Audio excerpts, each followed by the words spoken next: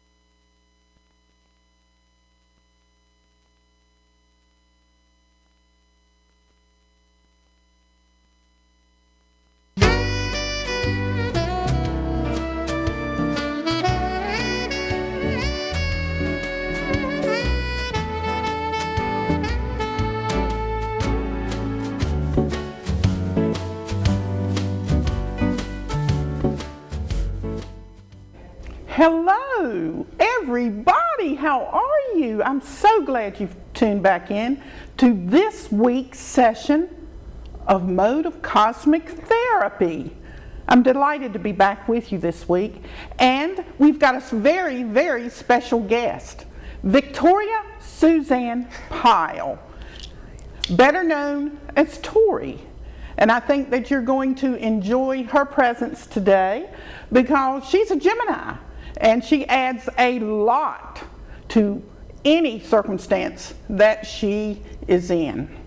Well, Tori, what are we going to do today? You don't have a clue, no, right? No. So this is going to be a new adventure for you because everything I do, all of y'all know that, everything I do is off the cuff. I never know what I'm going to do. I never know what I'm going to say. And so it's just so much fun. That's why I love it so much, because we get to see how everything's going to unfold and what's going to happen during this particular hour. And you know why I love that so much? Why? Because that's how life is. Everything happens spontaneously and nothing is planned. Because if it was planned, it would kind of be cardboard, and cardboard too. So let's see what we're going to start with. You know what I usually like to do, Tori, is for you to reach in here. There's a whole bunch of papers and sayings. Reach your hand in there and get you one and pull it out. And what we're going to do is show how everything is linked together. Every single solitary thing in life is linked together.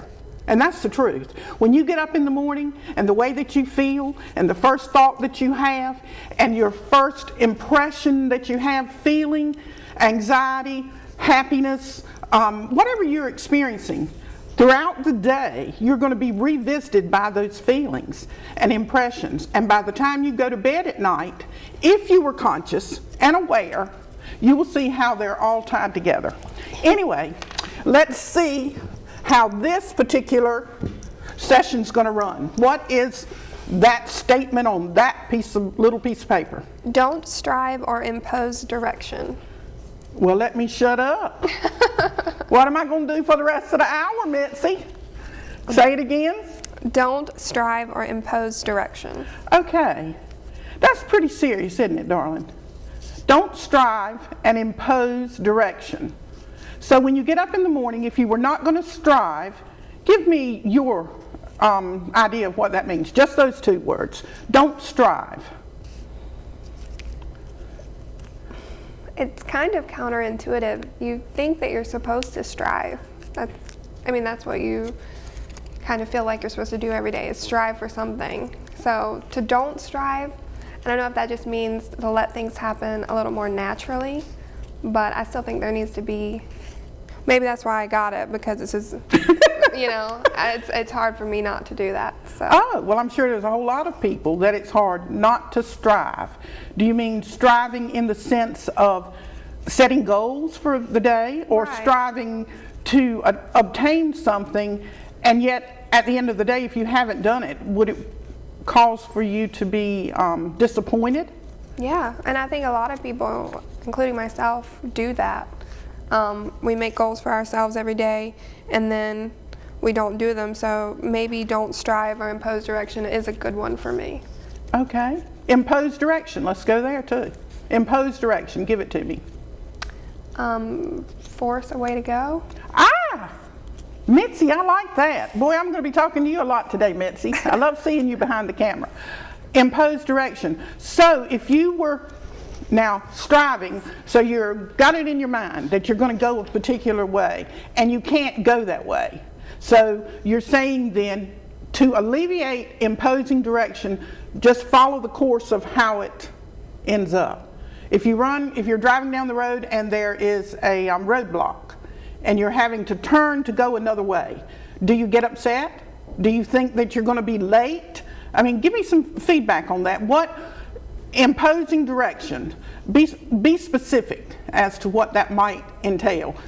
Just on your way here, give me an example. When you were on your way here from leaving home, did you run into anything that caused you anxiety? Absolutely.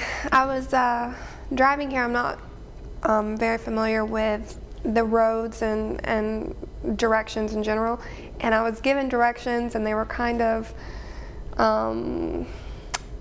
hard to navigate, and something like that, I think something small like that, or something large like in life, it causes you anxiety. It caused me anxiety because you don't want to be late. Something, you have an idea in your head about what you're going to do, and then when it changes, you feel anxious. Yeah. Wow. I agree with that. I agree with that so much, even though I do not know what that means.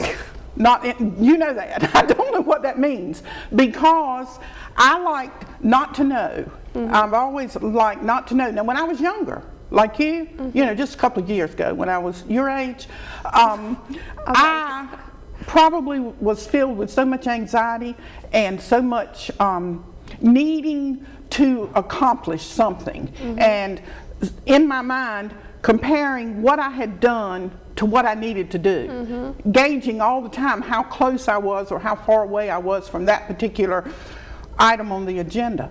But now, I don't like that, because I like fun. Mm-hmm. And you are in the middle of fun. Mm-hmm. Yes? Yes. In the middle of fun, yes. Yes, okay. So if we're in the middle of fun, mm-hmm. and we're on this earth, and we don't have a clue as to why we're here, and we could be gone in the next 5 minutes, we could be gone in the next 2 seconds, but something inside of us, even with striving, we're striving and saying, well, that's not going to happen. Mm-hmm. So we've got a resistance to it. Mm-hmm. And we're imposing the direction like, oh no, I've got plenty of time. Mm-hmm. So right now I need to do this and this and this and this, so that I can feel good about myself. Mm-hmm. Huh? Mm-hmm. And if you don't do this and this and this, you feel bad. Mm-hmm. All right. So let's get rid of striving for this hour, okay? Mm-hmm. And imposing direction. I can assure you there's going to be no direction imposed during this hour. Now, the next thing I want to do, Tori, let's go with some of these. These are cards that I created years and years ago. And let's just see what they might, I'm going to turn them over. Okay, no, let's just keep them the way they are. And let's do a different kind of way. I was going to split them and have you pull one, but give me a number. 27. 27. You count them down. Oh, thank you. 27, 27. I like 27. You like 27? Mm-hmm. Mitzi, you like 27? Why do you like 27, Tori? It's the first one that came in my head. Okay. That was not imposed direction. Exactly. I love that. 27. 27. So that means, Tori, This is 27? if I was going to, 27. 27, 27. What's the day today? 21st? Okay, that's good. Might be the 22nd, too. Might be the 20th. Maybe. 22nd. 22nd. So in 5 days, 5 days from now, simply because you came up with the number 27, something significant for you is going to occur. What would that be? You may pull your hair up and wear it in a ponytail that day. That may be the most significant thing that you do on that day. But something. I hope not. Well, it might be. How do we know? There you go. You hope not. You see, that was striving, wasn't it? Because you're thinking in your mind that wearing your hair in a ponytail might not be significant enough for a day, right? But we don't know, do we? We really don't know. Okay, let me read some of that, sweetie.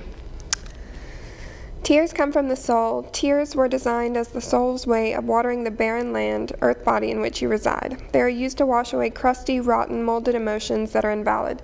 Tears clarify the real issue by sanctifying the soul, setting the spirit free. It is wonderful to cry. It is needful to cry. Tears are the river of life that reconnect the earth's spirit with the divine. To reach the inner depths of your soul, tears remove that which is a blockage. Tears are meant to serve as banners of joy, true peace, devotion.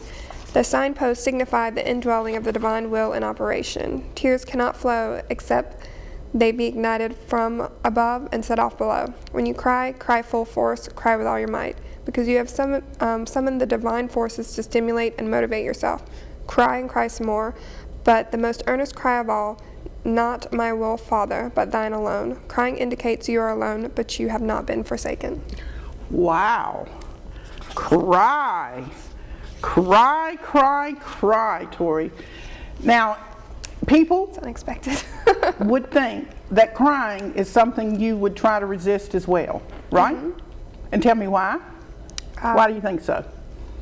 Because crying usually signifies a lot of a particular emotion, and sometimes you can cry tears of joy, but also you can cry tears of anger or sadness, and those are emotions people like to avoid. So crying doesn't have a particularly positive connotation, because a lot of the times you're not crying for a good reason, although sometimes you can.